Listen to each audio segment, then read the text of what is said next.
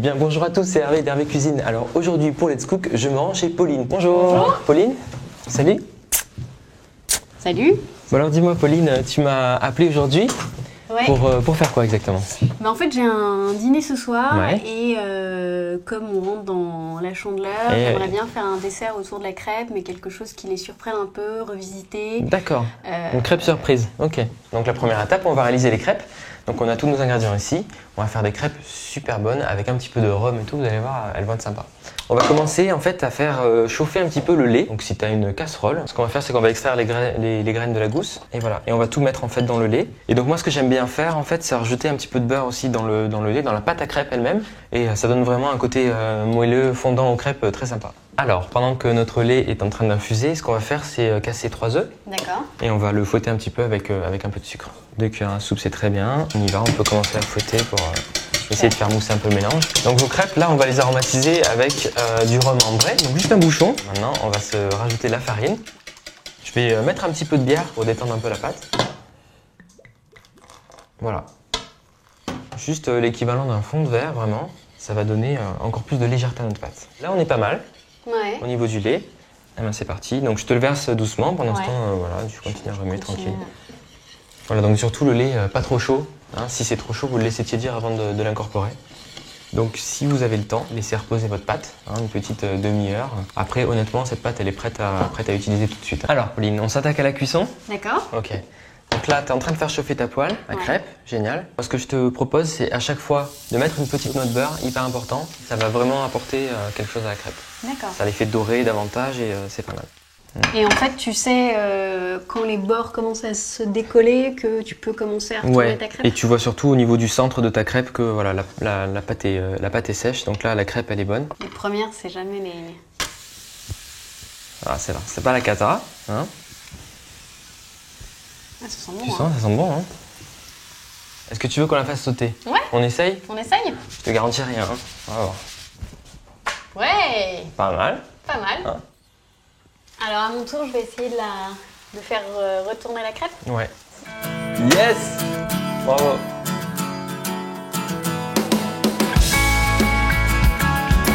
Wow! Oui. Pas mal!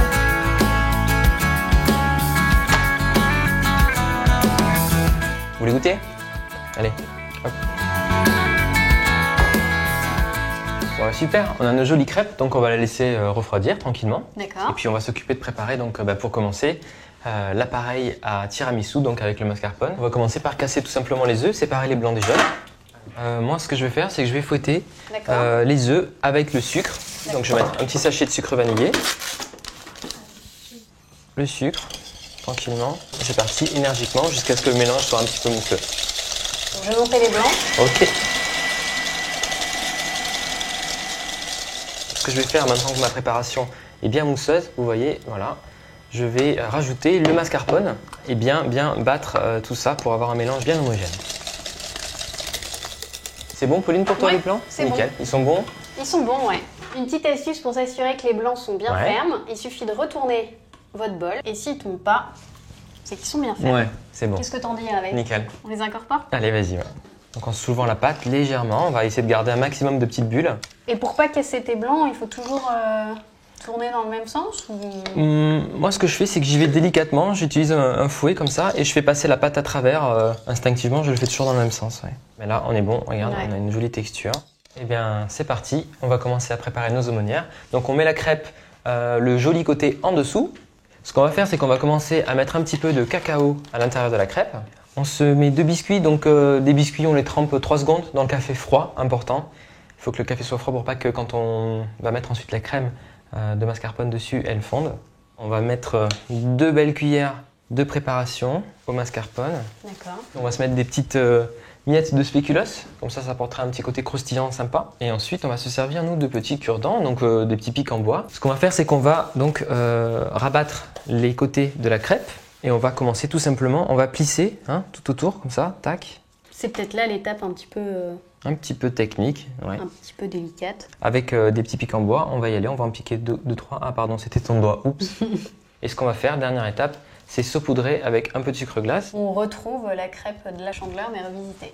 Et pour les conserver jusqu'à ce soir, il faut vraiment que tu les mettes au frais d'ici ce soir. Comme ça, à l'intérieur, ça sera un peu plus compact. Notamment ta crème, ta préparation mascarpone, elle va bien épaissir, les biscuits seront bien imbibés, voilà. Hop, un petit coup de cuillère dans la crêpe et surprise, un tiramisu à l'intérieur. Wow. 2 desserts en un, sympa. Ouais, c'est délicieux. Mission accomplie, si vous aussi vous souhaitez que je vienne dans votre cuisine vous coacher pour réaliser une recette, n'hésitez pas, inscrivez-vous à l'aide du lien dans la description de la vidéo et je me ferai un plaisir de passer chez vous. A très bientôt sur Let's Cook pour de nouvelles aventures. Au revoir. Salut. Cliquez ici pour voir toutes mes vidéos de Hervé Cuisine chez vous. Et cliquez ici pour vous abonner à Let's Cook.